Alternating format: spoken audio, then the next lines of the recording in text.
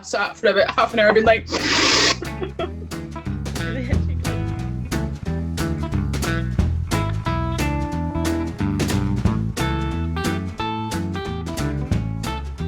Hello, I'm Jen. Hi, I'm Rachel. And we are the Grail. And we're trying whiskey today. We're trying whiskey today. Yes. What are we trying first? Well, welcome to everyone, and you should grab a dram and join us. And we're going to try some 18-year-old whiskies today, do a wee comparison. So I've brought an Auchentoshan 18. Oh, lovely. A wee Lowland for us to try. One of a few that there is. Yeah, so I think there's only like about six Lowlands left, but there were only three, I think, but there's some more now. So yeah, it's a fast-growing region of whiskey, I would say. Have you tried many Auchentoshans before?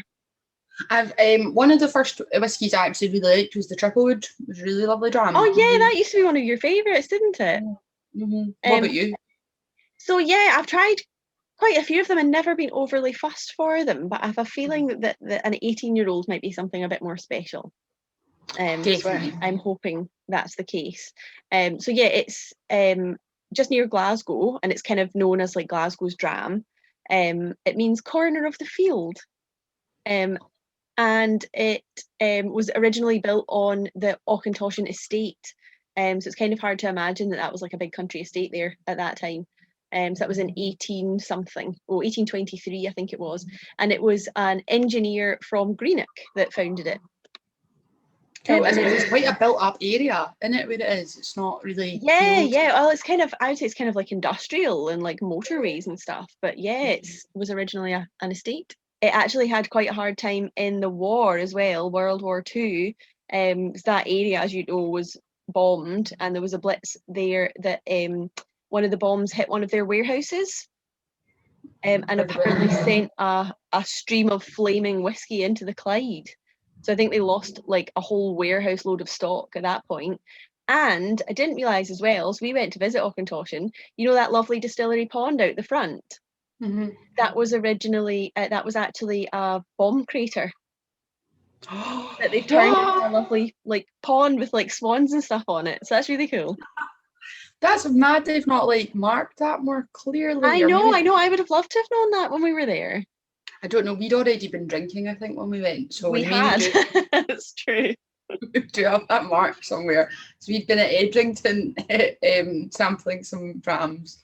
Slan, should we have a... Flange, yeah, let's have a try.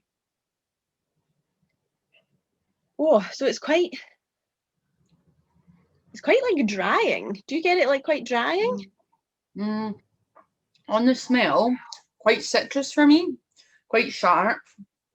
Almost a kind of like a tangy, but like a floral, like a lilac or something like that. Don't know how to describe it.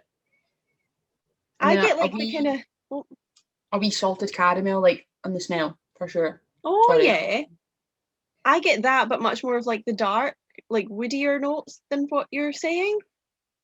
Oh, it's very vanilla on the taste. Very vanilla. Wee bit of marzipan, a bit spiky, bit woody. Yep. Do you get like a slight like mint note on the smell or the taste? Like mostly on the smell, but a wee bit on the taste. No. And like afterwards, it's like very like cooling, like minty cool. I've got more when you sit and wait for it. It gets a wee bit like pear drops or pear skin at the end.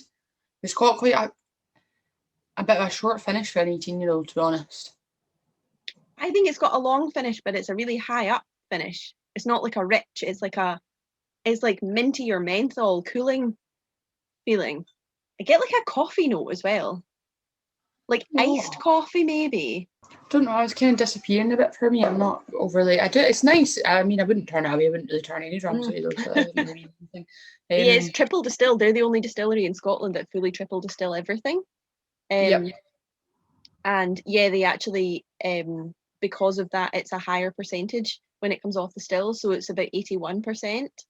And then they still so they say that this makes it interact with the wood better. So that's why often you find an Auchentoshan is quite woody, but it's they're not putting it in the cask at that strength. They're still watering it down to 63.5. But I think just the fact that it's the way it's been distilled is what's making it interact with the wood better, they say. That totally makes sense. Lighter, but more woody. Yes, that I would agree. The triple wood was definitely a bit of a dark flavour, but I've not had that in ages. I had that when I was like a baby whiskey drinker. Not a baby, but I was newer. Started young. Yeah. Just got to try some Glenallachie. Yeah. Some Glenallachie, 18-year-old. So, I've not tried many Glenallachies. No, I've not either. I did recently. I actually meant to save you some, but I guzzled it because it was so bloody tasty. Can't blame me. I know. I felt a bit ashamed of myself. So yeah, Glenallachie, Speyside. It's not one that have produced a huge amount of single malts over the years, so it's no surprise that we've not had very many of them, to be honest. They do have a really good core range now. So I think they've got a 12-year-old or their 10-year-old cask strength, which they release yearly in batches. They've got 12-year-old, 15-year-old, 18-year-old, 21-year-old, 25-year-old, and then lots of special releases as well. So a cool distillery to keep a wee eye on. They are also an independent distillery, which is all, shall I say slange? Try and start drinking if you Slange. want. Yeah, they I think now they're really trying to channel all their efforts into single malts, but it was quite a lot of blends beforehand, and they were known for quite a good distillery for making blended whiskies from. So Billy Walker of Glendronach and Benriach has bought over Glenallachie, and obviously built Glendronach in quite a cool way, very sherry style and such. I think he might be doing quite a similar thing with Glenallachie. So also not just him, Trisha, what's her name? Trisha, who's followed him around as well. They both work together. They're kind of business. Follows him around. Follows him around. And I don't mean you do that, Trisha. I'm sure you don't. But Trisha, and then also Graham Stevenson as well, of Inverhouse. So he's worked there for about 23 years as MD, I think, maybe not for the whole 23 years. So it's quite a good lineup of individuals basically in charge of this distillery now, the three of them, and it's quite cool to have more independently owned distilleries, obviously in a world of more kind of corporate ones. Yeah, definitely. So this one, they've used bourbon, or American oak anyway, virgin oak and sherry casks. I couldn't find what type, so I presume it's all also ones. You definitely get the sherry straight away.